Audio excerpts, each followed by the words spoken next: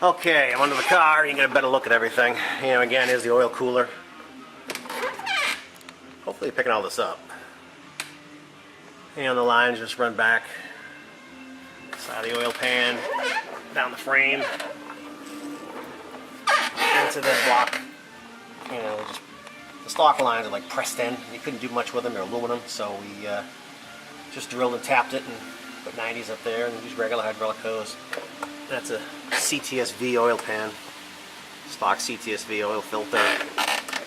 You know, it's all 2.5 inch piping from the manifold around. It's a 2.5 inch crossover pipe. Finish up on the front here. There's a tranny cooler. And again, same thing as the oil cooler. It's just a big ass B&M cooler, biggest one they make, and you know, steel line to the tranny stock. What else? It's one of those funky aluminum thermostat housings. It's got a 160 thermostat in it. I had the 180, I think it was 187, was an oddball number, and it ran a little hot. I don't like it running more than 200. I was idling about 210 around town, low speed. I didn't like that, so I put a 160. Now it runs right on the thermostat. I mean, it'll go 180 something if I let it, but other than that, it's fine. I like the engine's cool myself. But again, here's the air filter tucked up under the front bumper. I want to tuck a little higher, but it's as high as I could get it. So I still might do something funky with that. I don't know what, but I'll think of something creative. So anyway, truck accessory drive. That air conditioning compressor is the, I think it was Old Car Air, it's the place I bought it from. Not the one everybody else uses. This is one of their competitors, and I'm not thrilled with it. I don't like where it goes out in the firewall. So I don't know. I don't know. You get what you pay for. Plates I bought off eBay for 40 bucks to move the engine, forward or backward. They're 1 inch setback. I still had to re-drill the frame here and there. I didn't like the way it sat. And there's a stock, rubber mounts for Chevelle. I can't remember if I had the low ones. I think they're the low ones. It's been a long time. I don't remember anymore. Had a friend of mine in a machine shop make this fitting right here for my oil pressure line to the turbo. It's just an unused fitting in the block. So I had to make me one and tap an 8 pipe, and I put a fitting in it, and boom, there you go. There's my oil feed to the turbo. I had a bitch of a time getting a 45 there. I ended up going with a straight. It works. I'm not crazy about it getting too close to the power steering line, but I may modify it later. Alright, what else do we have? My car handled like shit before. That was one of the things I hated. It didn't stop well, didn't go well, didn't handle well. So I bought SC&C Stage 2 suspension. That's what all this super duper stuff under here is. It's got Coney shocks, and the control arms have the adjustable feature in the bottom where you can put shims in it to change the ride height. I have it pretty much as high as it'll go. At this point, to make it sit higher, I have to buy different springs, and these are what the guy at SC&C, Marcus, he recommended, so that's what I'll try to stick with. It handles well. I mean, it's flat. It drives fine. The uppers are, multi-adjustable, and everything has urethane bushings, or it's got, ball bearings in it and stuff. The sway bar is, it's a 1 3/8 Hellwig hollow bar. I also have the 1 inch taller ball joints, which I think are Howe's. What else can I show you on this? I put these Hotchkiss tie rod sleeves on here, not because they look super cool, because these bumpers on the control arm are so fat that the stock clamping nut was hitting it. I had to position it kind of funky, and I got close to my sway bar, so I figured I'd put these on. There's no clamp, and they look super cool. But no, it really was a clearance issue. That's the only reason I did it for. I'm not really a bling kind of guy. I want things to look clean, but I need them to be functional overall. So let's roll back a little bit. And there's the transmission. It's 204R. Okay, that's a Hughes pan, not a Narcot pan. My mistake. It's a 88 Monty SS CZF 204R. Got it from a friend of mine. His mother had bought a Monty SS new, and he pulled a tranny at one point and didn't want it anymore, so I grabbed it. And like I said, it also has CK stuff in it.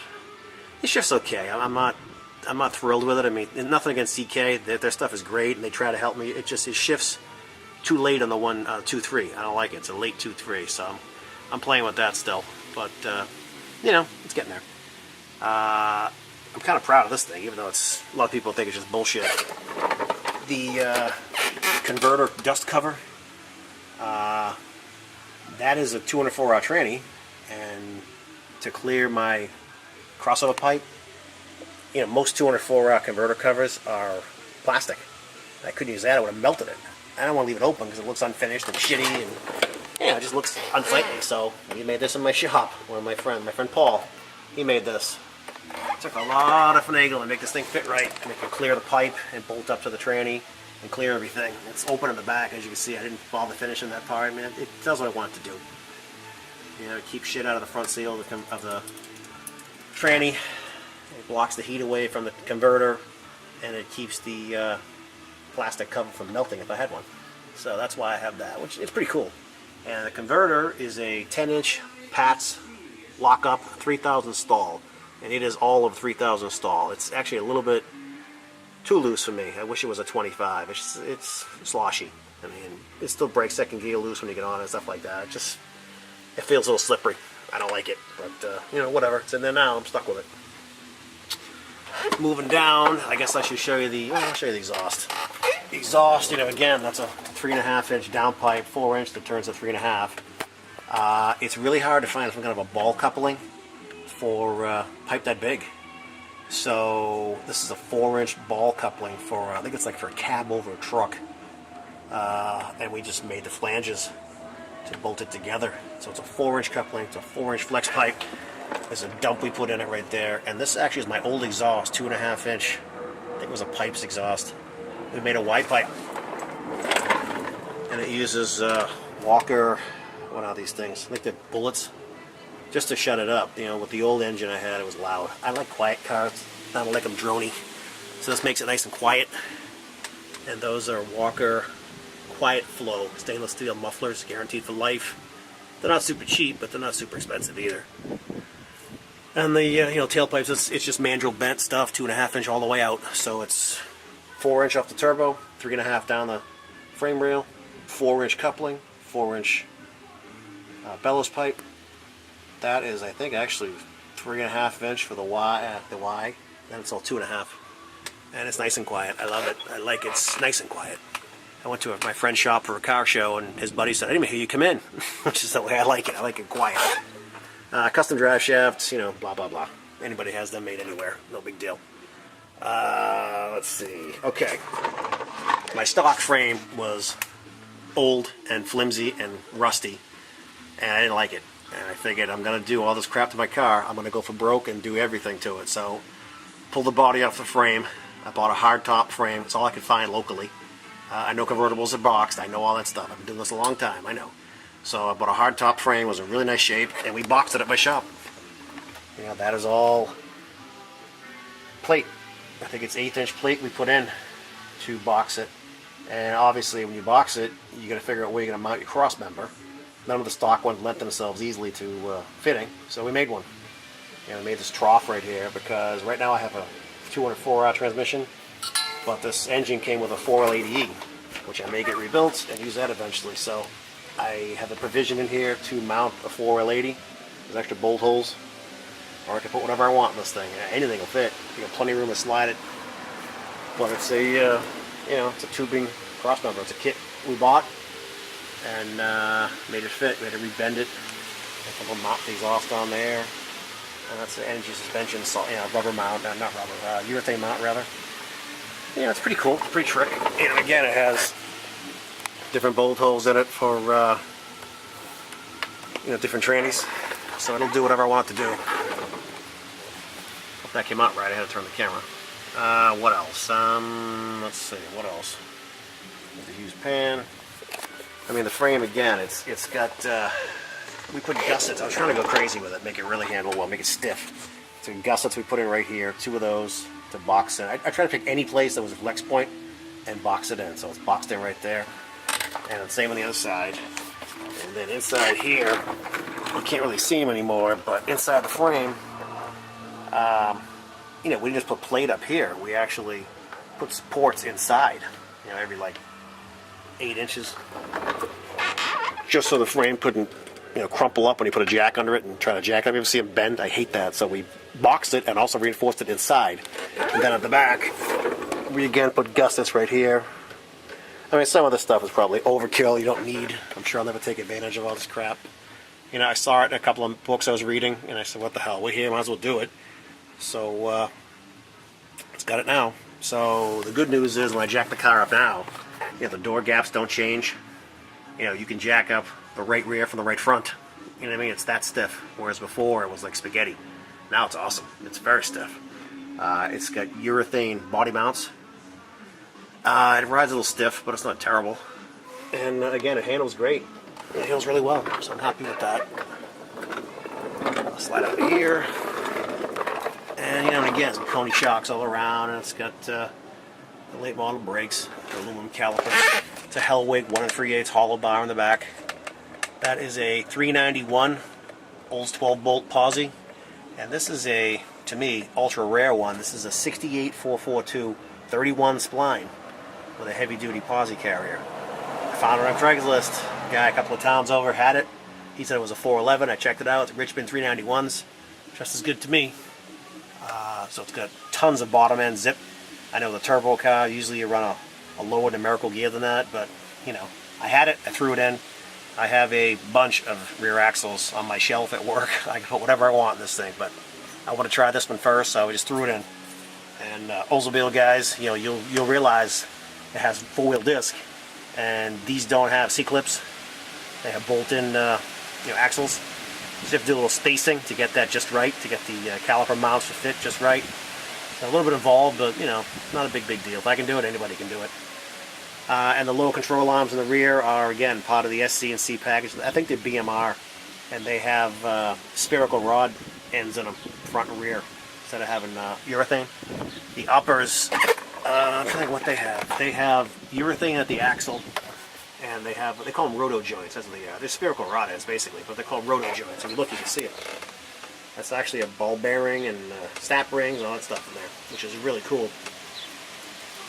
And it, you know, again, it handles well. And one other thing I wanted to showcase was, you know, because a lot of the stuff is one-off, a lot of stuff off the shelf wouldn't fit. So these triangulation bars that the stock big block 4-speed cars came with, we just made them. I mean, it's just 5/8 tubing, and we cut it and, you know, made it fit the chassis. Kind of cool. Let's see what else. You know, obviously my car is fuel injected now, so I need a fuel injected gas tank. I didn't want to spend $1 million for a stainless steel one online and all that crap. So this is a Grand National tank. I had heard a Grand National tank was a bolt-in swap. It's not. Whoever says that's full of shit, either that or I'm stupid. You know, first and foremost, obviously the filler neck is offset on a Grand National, whereas on the 442 it's centered. In any body it's centered, and the straps don't fit. So we had to take Grand National straps and my straps and kind of meld them together so they fit. Now it's a bolt-in, sure, but it was not then. You know, and you have to space it down. Doesn't fit the floor well. I had to put rubber strips in to space it down. It was quite a bit of work, but it's in now. And you know, one thing I'd always read was that when you put a GN tank in one of these things, they don't fill well. When you modify the filler, basically, they don't fill easy. They keep, you know, shutting the gas pump off. What I think it is when you cut this neck open, you'll see it's like the top half is the vent and the bottom is the fill. So people would cut it, put in like exhaust pipe tubing, and then they couldn't figure out why they couldn't fill it. Well, because you're basically pushing the fuel into the vent and the fill part at the same time. You have to keep them separate. So inside this neck, if I was to take it apart, I don't think you can see it in here. I'll take the cap off. What we did inside here was take some copper tubing. Yeah, you can't see it. But if you looked inside there, you see where those two slits are? That's a separate chamber for the fill pipe. So we took copper tubing and flattened it out and attached it to the top of that pipe so it goes to this. So now when you fill it, you're filling it on basically the bottom half of this tube. And the top half is the vent. So they're separated. It doesn't shut off on me. The only problem is my buddy Paul did all that. He made it a little bit too high. So to get the filler neck in here is a pain in the ass to clear the bumper. What I'm really going to do is take this thing off, notch the bottom of this cross member a little bit, and then drop this down like an inch so I can clear it easier in there. I mean, it works as it is. That's a job on a day. So that's pretty much a quick walk around of everything here. I mean, you know, again, everything is basically new now. Floors are shiny, beautiful. The rent's rebuilt. Everything is hunky-dory. It just needs some fine-tuning. I gotta go to my friend's dyno and tune it in the dyno, and then we'll do some power pulls, I guess. You know, and again, here's another view of that exhaust. 3.5 inch, 4 inch coupling, 4 inch bellows, and then a dump in case I want to dump the exhaust and, you know, go for broke. So that's it. I think I can get that manifold better from here. I'll try. Actually, I'll go on the other side. Maybe I can. Let me go around the car. I'll shoot another video of that.